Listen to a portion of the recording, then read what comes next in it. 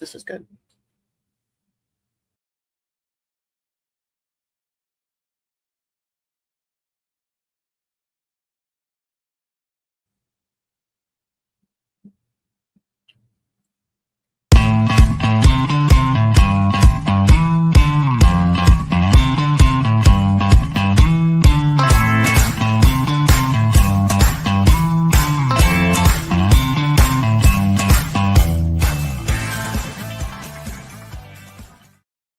All right, y'all, it's only one more day until EatDrink HTX 2026. I know y'all must be as crazy about this as I am because we've been going hard since the end of the year. Last year, we've been going all January long. And so finally, it is the eve to dine out and do good. That's right. Tomorrow. So, of course, I couldn't think of a better place than to be up here in Katy with my good friend, Chef Casey Castro. Y'all, I know, have seen Chef Casey a million times, but we have so much fun. Always. The food is so good. Yes, ma'am. And the diners have such a great time. You know, this is one of the places that we continually hear about during Houston Restaurant Weeks, during EatDrink HTX. You go all in. Well, and that's the idea. Remember, Eat and Drink is a project that we do to support the Houston Food Bank. And one of the most important things is to give it back to our community. That's what we do. And the best thing to do is just to be part of Eat and Drink and give it back to the community. And our goal is to make sure we provide the best dishes that we have in-house for our community. And that's what we're all about. You know, and we were talking earlier because I know you guys watch us on Fox Local all the time. I know Foodies and Friends is on that loop in your house. I know it. 100% of y'all. I know it. But, you know, we were talking before, and we do a lot of these shows. We get to a lot of restaurants. We like to focus and highlight the restaurant and the operators who truly are helping the community, not just in giving everybody a great value, but supporting the food bank. But, you know, we were talking earlier about how special that experience is for you guys, too, because, you know, Chef is talking about how, you know, he loves to talk to people who come into the restaurant. He loves to know what brought you here? How'd you find us? What kind of food do you like? And you get something out of that too, because you're meeting new diners. Of course. You're sharing your passion, your cuisine.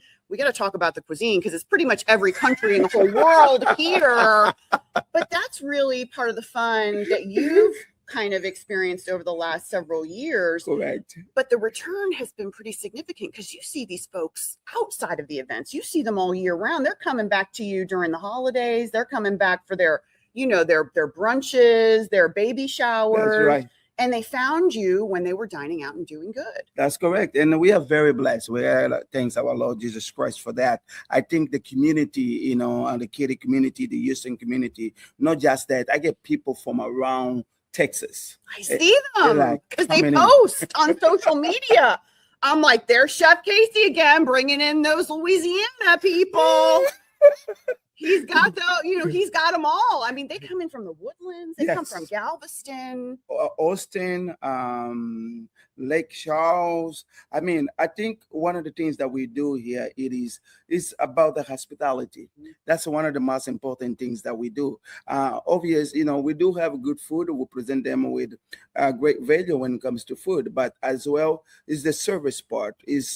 You need to connect with your customers. You need to, they want to know your story. It's not just about food. It's about providing an experience that they can remember. And that's what we do. And the Eat and Drink provides you that platform to be able to meet the new guests and as well to be able to connect with new family. And that's what Astor tables do. Like in your hand right now, you have samosa. Samosa is different tapas, and those one are exotic. Right now in your hand, you have the samosa from South Africa, made with antelope. Antelope. Yes. I was not expecting this, Chef. It's this early. It's Valentine's Day. Happy Valentine's Day. Happy antelope. Happy Valentine's Day, everybody. Well, there's the antelope. Wow, Chef. I was thinking I was just opening up a nice little chicken dish with some cheese and salsa. Chef is like, no, ma'am. No, ma'am. It's an antelope. You have a combination of 3 exotic meats in there. So, and then you got some wagyu sauce to try with that as well. Now, are these all 3 antelope? No, ma'am. The other one is that one is buffalo. Yeah. Oh, chef. Yes. Oh my goodness. Now, what is the taste difference? I want to taste the difference between, because the antelope and the buffalo different. Well, tell me what the third one is first. That one is Venice. Yes. Okay. So they're all made with ground beef, antelope, buffalo, and of course Venice. But it is when we cook it, the preparation is from different countries. And like, for example, you have South Africa, Kenya, and then you have Namibia. So the key part is like the cuisine, the flavor, and that's what's the difference between not just the meat itself, but the recipe and the preparation that goes to it that represent those countries. And that's what you have in your plate. And with the wagyu sauce, a little bit spicy, just in the middle way. Yeah, it's a little bit spicy, but it is very good. Now, you're talking about a lot of different types of cuisine, a lot of different cultures. Tell everybody a little bit about where you grew up and the influence that food and those flavors had on you. Well, originally I was born in Angola and I grew up in South Africa, Cape Town. So growing up in South Africa, Cape Town, South Africa is very well known for variety of different dishes. This is really good. I'm so trying to interrupt. No, this is really, really good. Yeah. That's the Venice over there. And growing up there, obvious, my mom used to cook, and obvious, I didn't cook with my mom, but it runs in the family. When I came to the state, of course, to go to law school, and I never went to law school, and I followed my family, my grandmother footstep, and that's where our cuisine is a fusion cuisine where we just don't represent one country, like you said. This international cuisine where we have American food, we have African food, Latin. My wife is from Argentina, Mendoza. They have one of the greatest empanadas, in Mexico. So that's what Astor's table represents community. Doesn't matter whether you're vegan or gluten-free or vegetarian or halal. And we got to talk about all those different options, because that is one of your keys to success. Because you have very much so embraced the vegan dishes, the vegetarian dishes, the gluten-free dishes, and you've totally loaded them with value and flavor, things they haven't seen before, and that's what keeps them coming back from all around. Because like if we represent our community is made with different culture, different folks coming in and out. So, and I think that our community is made from hundreds different kind of people, and that's what us is all about. So we present that, and that's over there is Oyster Rockefeller. Oysters Rockefeller. This is kind of like an old school East Coast dish. I don't know, right, you guys? Like, this is, it's, or is it, does it have Southwest roots? I guess. Yeah, I feel like. Well, originally, as you know. You tell me.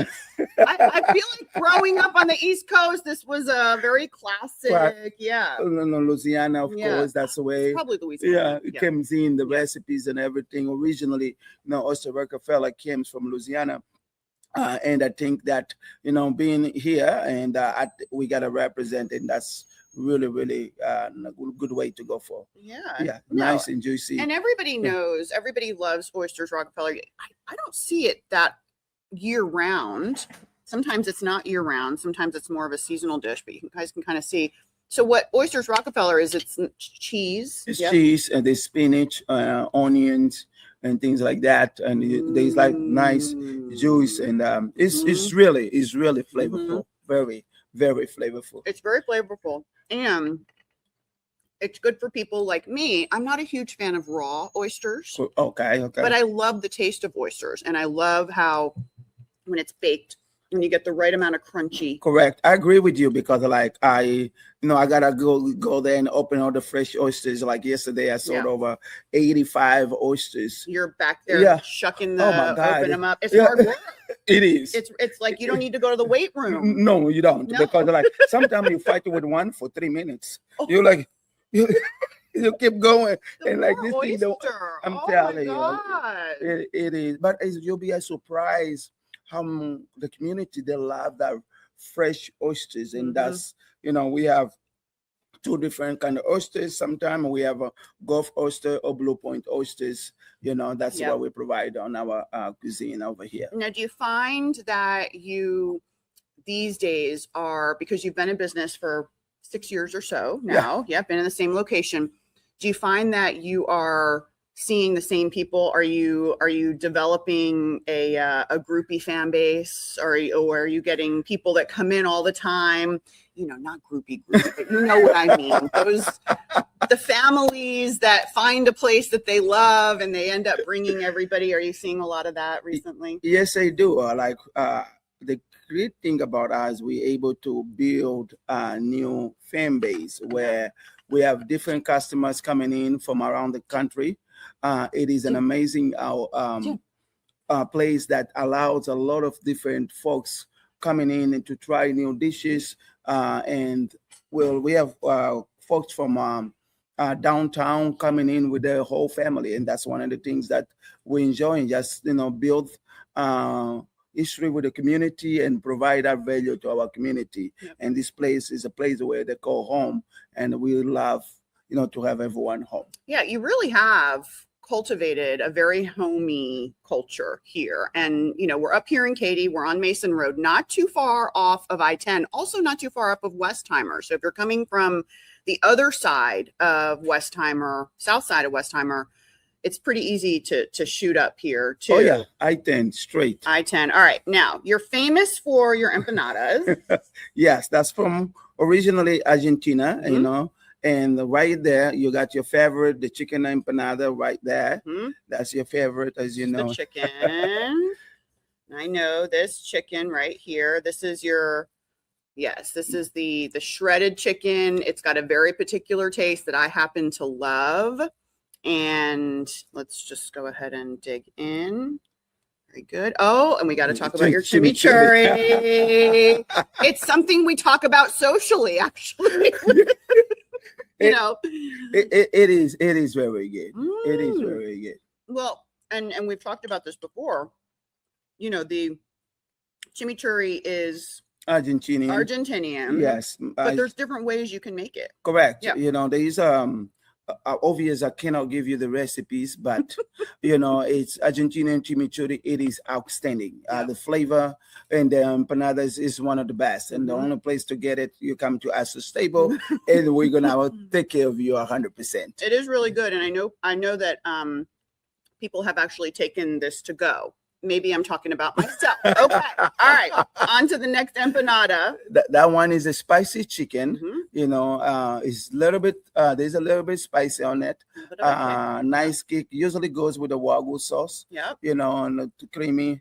And that one is the beef empanada over there. Look at that beef right there. There's a little bit of olives on there.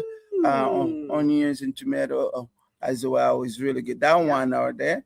That's the ham and cheese. Ham and cheese. Ham and cheese. So it looks a little bit different. Yes. Yep. Love this. I'm trying to break this open. Yeah. Now, Chef, you are participating, and remember you all tomorrow. Tomorrow is the day.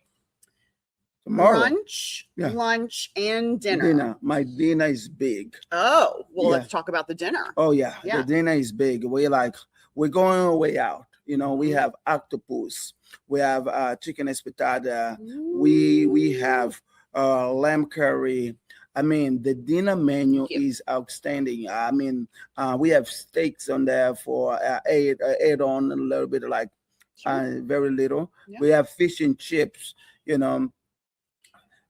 Ooh. Yeah, and this is truly the, what we found is the variety on your menus, right? The value on your menus.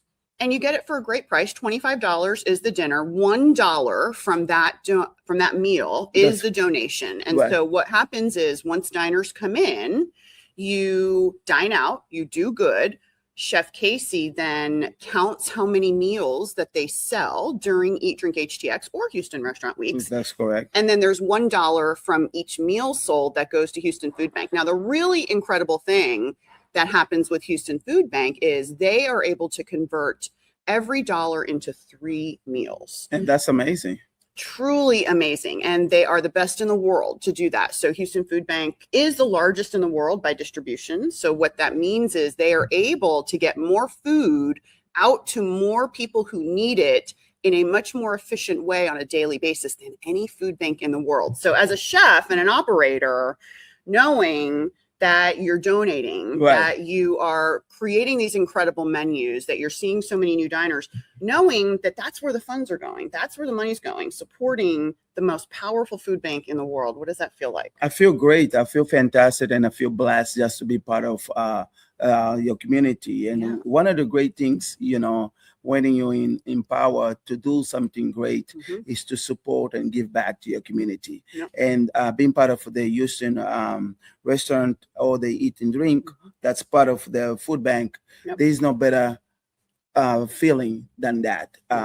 Supporting and giving to your community, it is I feel blessed to be part of these organizations. We're blessed. We're blessed to be here. All right, let's talk about this fish. And then I want to ask you a few questions about the state of the restaurant industry right now, because that's in the news constantly. Everybody's talking about it.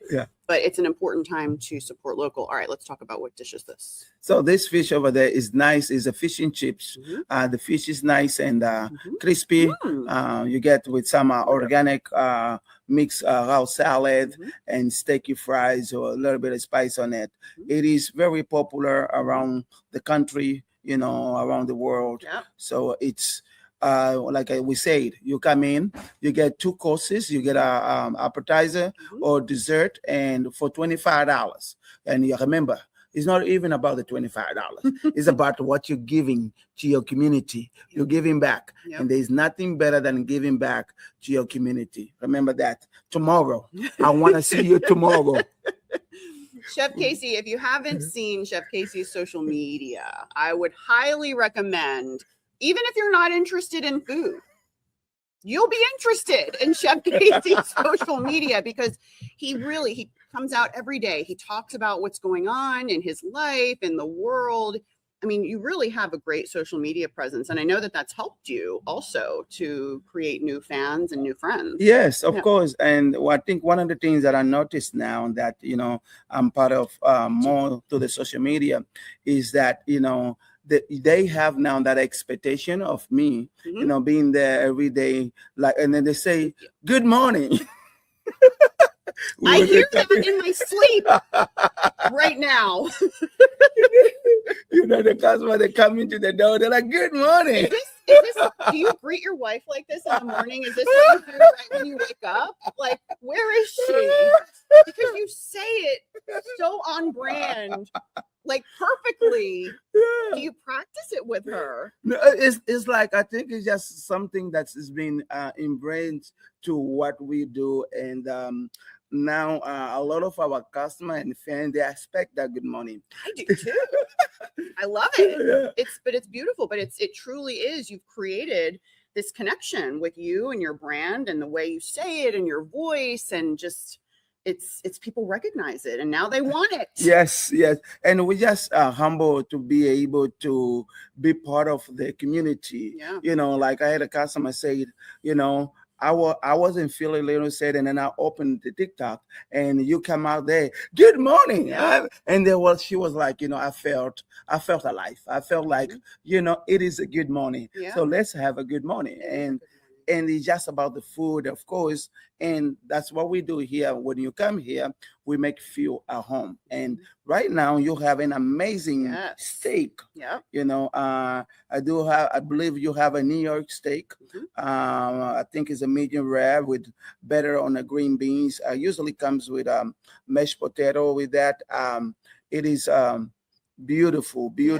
It looks fantastic. Probably for a little bit of an upcharge on the EatDrink HTX menu, but that's fine because You're getting a very large steak. And we talk about $8 to $9 upcharge. Oh, so not even. Yeah. not You're even. like, seriously, it's Really good. Yes. Now, in addition to the food, you all have a wonderful wine program. Beer, wine, drinks. yes, ma'am. What are some of the different drinks or countries? Oh, wow. Yeah. Okay, so we have more wine than water here. I guess that's a good thing. I don't know. So with that, we have wines from countries that a lot of people haven't heard, like wine from Israel, Georgia, Ukraine, Germany, Portugal, South Africa, Argentina. I have over 1,585 bottles of wine in here.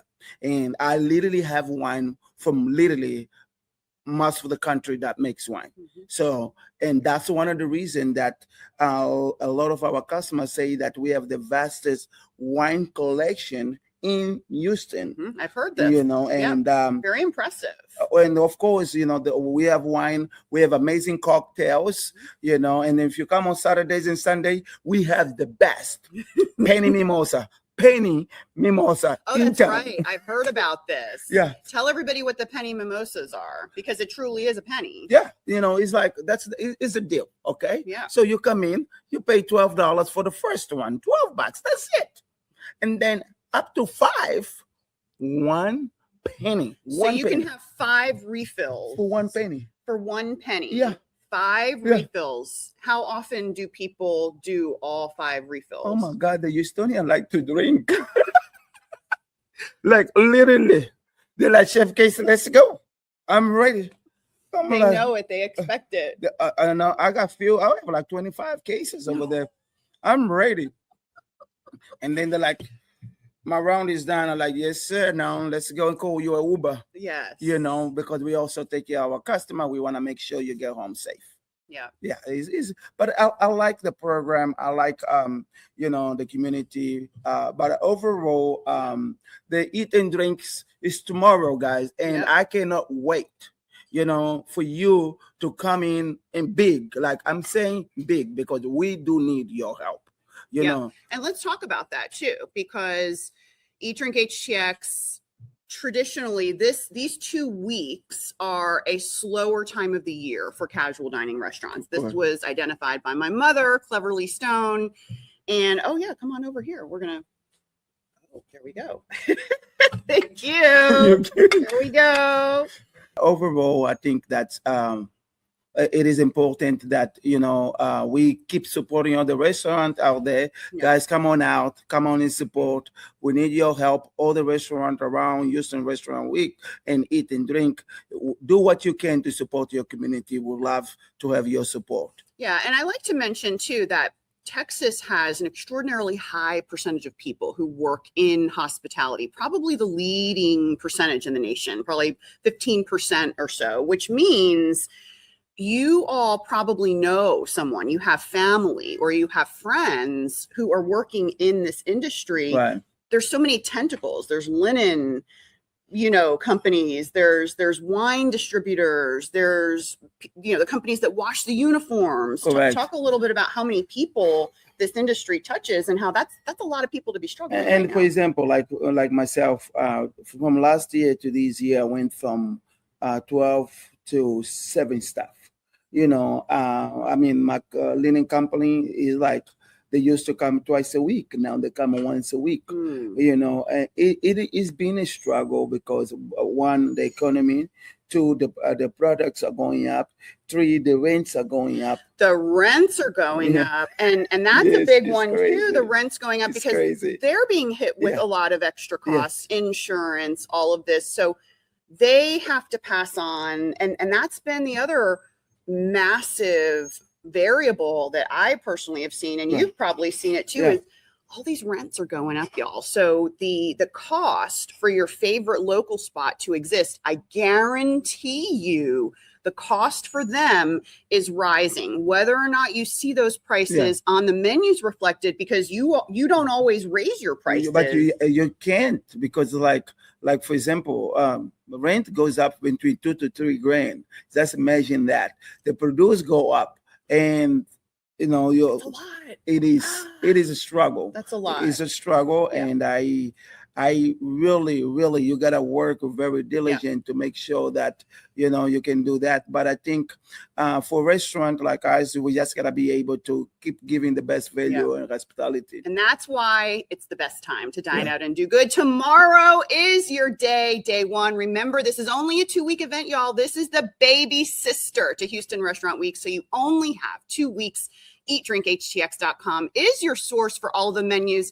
And remember, stay tuned to Fox Local for all month-long coverage of these superstar operators supporting our community and keeping these diners fed. All right, y'all. We'll see you next time on another episode. Foodies and Friends. High five, chef. Let's go.